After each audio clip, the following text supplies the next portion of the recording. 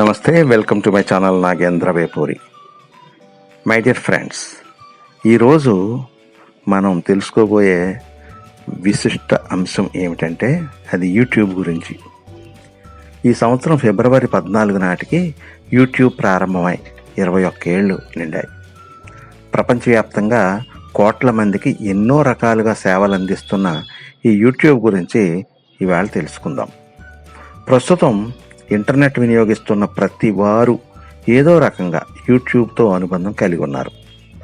బరువు తగ్గాలన్నా, సినిమాలు చూడాలన్నా, పాటలు వినాలన్నా, సంగీతం నేర్చుకోవాలన్నా, కూరలు వండాలన్నా, కథలు వినాలన్నా, వార్తలు తెలుసుకోవాలన్నా, పురాణ ఇతిహాసాల గురించి తెలుసుకోవాలన్నా, డాక్టర్ సలహాలు పొందాలన్నా, ఇంకా దేనికైనా కూడా యూట్యూబ్ మీద ఆధారపడిపోయి ఉన్నారు ప్రస్తుతం జనం ప్రపంచవ్యాప్తంగా.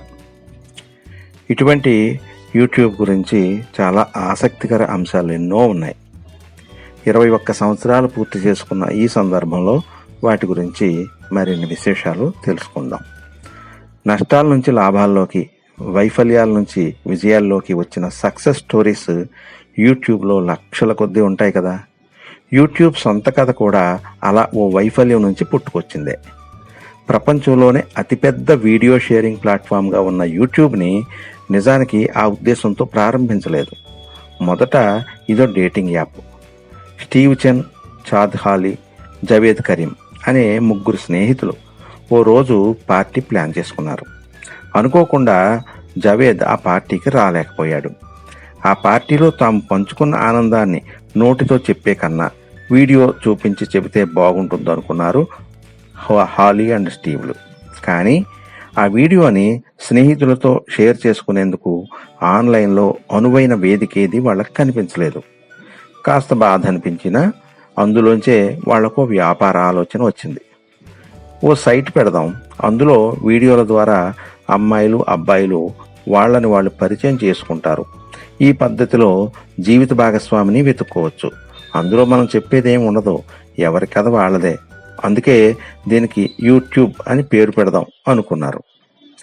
ఇక్కడ యూట్యూబ్ అంటే టీవీ అని అర్థం. అలా 2005 ఫిబ్రవరి 14వ తేదీన వ్యాలంటైన్స్ డే రోజున యూట్యూబ్ ప్రారంభమైంది. ఈ సైట్ని ప్రారంభించడం కోసం స్టీవ్, చాద్, జావేద్లు తాము ఉద్యోగం చేసి దాచుకున్న డబ్బంతా పణంగా పెట్టారు. కొన్ని సంస్థల నుంచి ఫండింగ్ కూడా తీసుకున్నారు. అయినా అనుకున్నంత ఆధారం రాలేదు. కారణం, అప్పట్లో ఇలా తమను తాము పరిచయం చేసుకోవడానికి, ప్రేమలో పడటానికి నెటిజన్లు సిగ్గుపడ్డారట. ఫలితంగా సైట్ని మూసేయాల్సిన పరిస్థితి వచ్చింది. దాంతో ఒక్క ప్రేమికులు మాత్రమే కాదు, ఎవరైనా ఎప్పుడైనా వీడియోలు పంచుకోవచ్చు అంటూ తమ వ్యాపార ఆలోచనలో చిన్న మార్పు చేశారు 3 స్నేహితులు. వీళ్లలో ఒకరైన Jawed Karim me at the zoo అనే పేరుతో ఓ జూలో తీసిన వీడియోని మొట్టమొదటగా షేర్ చేశాడు. ఈ వీడియోని ఇప్పటి వరకు 35 కోట్ల మందికి పైగా చూశారట. యూట్యూబ్ని ప్రారంభించే నాటికి అదే పేరుతో మరో సంస్థ ఉందట. ఈ యూట్యూబ్ కోసం వెతుకులాడే నెటిజన్లతో ఆ సంస్థ సైట్కి ట్రాఫిక్ పెరిగి ఇబ్బందులు వచ్చి పడేవి. దాంతో ఆ సంస్థ వారికి కోపం వచ్చి కోర్టుకెక్కారు. చివరికి ఆ సంస్థే రాజీపడి తన పేరుని మార్చుకుంది.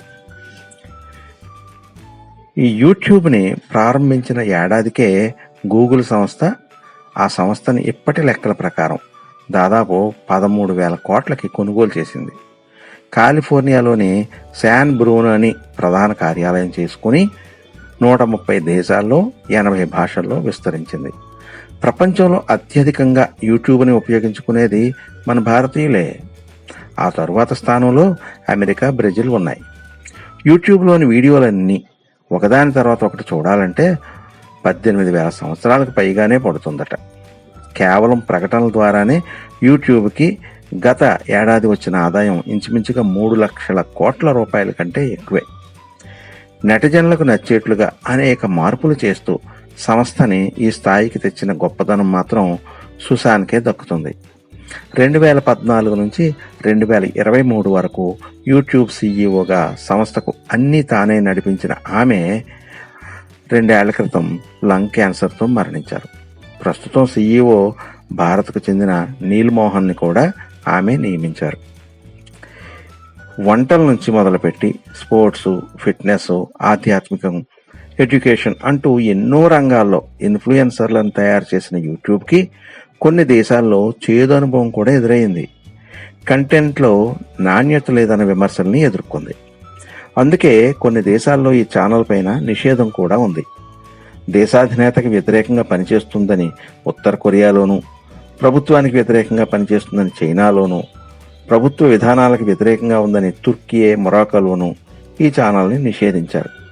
సౌత్ సూడాన్, ఉజ్బెకిస్తాన్, తజికిస్తాన్ దేశాల్లో కూడా ఈ ఛానల్ని బ్యాన్ చేశారు. థాయిలాండ్, పాకిస్తాన్లో కూడా కొంతకాలం పాటు బ్యాన్ చేశారు. ఈ యూట్యూబ్ ద్వారా డబ్బు ఎలా వస్తుందో తెలుసుకుందాం ఇప్పుడు. యూట్యూబ్ ఇచ్చే ప్లే బటన్స్ని ఇన్ఫ్లుయెన్సర్లు ఎంతో గొప్పగా చూపిస్తారు. వాటిని ఏ లెక్కనిస్తారో తెలుసా? యూట్యూబ్ ఛానల్ ప్రారంభించి 1,00,000 మంది సబ్స్క్రైబర్స్ని సంపాదించుకున్న వాళ్ళకి సిల్వర్ ప్లే బటన్ ఇస్తారు. దీన్ని పొందిన వాళ్ళు నెలకి దాదాపు 75,000 నుంచి 2.5 లక్షల దాకా అందుకుంటారు. అదే 10 లక్షల మంది ఉంటే గోల్డ్ ప్లే బటన్ ఇస్తారు. వీరికి నెలకి 7 లక్షల రూపాయల వరకు అందుతుంది. అదే అనుసరించే వారి సంఖ్య 1 కోటికి గనక చేరుకుంటే డైమండ్ ప్లే బటన్ అందిస్తారు. వీరికి 10 లక్షల నుంచి 5 కోట్ల వరకు ఆదాయం వస్తుంది. ఇక 10 కోట్ల మంది ఉంటే రెడ్ డైమండ్ ప్లే బటన్ ఇస్తారు. వీరికి సుమారుగా 5 కోట్ల నుంచి 50 కోట్ల రూపాయలు పైబడే ఆదాయం అందుకోవచ్చు. అయితే ఈ ఆదాయం ప్రకటనలు, కంటెంట్, వాచ్ టైంల పైన ఆధారపడి ఉంటుంది. ఇక మీరు తెలుసుకోవలసిన కొన్ని అంశాలు యూట్యూబ్ గురించి చెప్తాను. రకరకాల అంశాలపైన యూట్యూబ్ ఛానళ్లు పెట్టి ఆదాయం పొందుతున్న వారు ప్రపంచవ్యాప్తంగా ఎంతో మంది ఉన్నా వాళ్ళందరిలో మొట్టమొదటి స్థానం మిస్టర్ బీస్ట్దే. జిమ్మీ డొనాల్డ్సన్ అనేది ఇతని అసలు పేరు. తన ఛానల్లో రకరకాల అంశాలు పోస్ట్ చేసే మిస్టర్ బీస్ట్ ఇంతవరకు యూట్యూబ్ ద్వారా సంపాదించిన ఆస్తి దాదాపు 7,500 కోట్ల పైనే. ఇక జిమ్మీ ఫాలోయర్ల సంఖ్య 36 కోట్లు పైనే. అతని తర్వాత స్థానాల్లో Jeffree Star, Logan Paul, Like Nastya, Ryan Kaji వంటి వాళ్ళు ఉన్నారు. ఇండియాలో యూట్యూబ్ నుంచి అత్యధికంగా ఆదాయాన్ని సంపాదించుకుంటున్న వాళ్లలో గౌరవ్ చౌదరి ముందుంటాడు. టెక్నికల్ గురూజీగా పిలిచే అతను ఎలక్ట్రానిక్ పరికరాలని హిందీలో పరిచయం చేస్తుంటాడు. యూట్యూబ్ ద్వారా అతను ఇంతవరకు దాదాపు 350 కోట్లు సంపాదించుకున్నాడు. ఆ తరువాతి స్థానంలో 122 కోట్లతో కామిక్ స్కిట్లు వేసే భువన్ బామ్ ఉన్నాడు. ఆ తర్వాత స్థానాల్లో అమిత్ బదానా, అజయ్ నాగర్ ఉంటే వంటల్ని అద్భుతంగా చేసే నిషా మధురిక యూట్యూబర్గానే ప్రపంచానికి తానేంటో చాటుకుని 43 కోట్ల ఆదాయాన్ని అందుకున్నారు. ఇక కుర్రకారులో ధ్రువరాటి గురించి తెలియని వాళ్ళు ఉంటారా? సామాజిక విషయాలపైన అవగాహన తెచ్చే ధ్రువ్ 24 కోట్లు సంపాదించుకున్నాడు.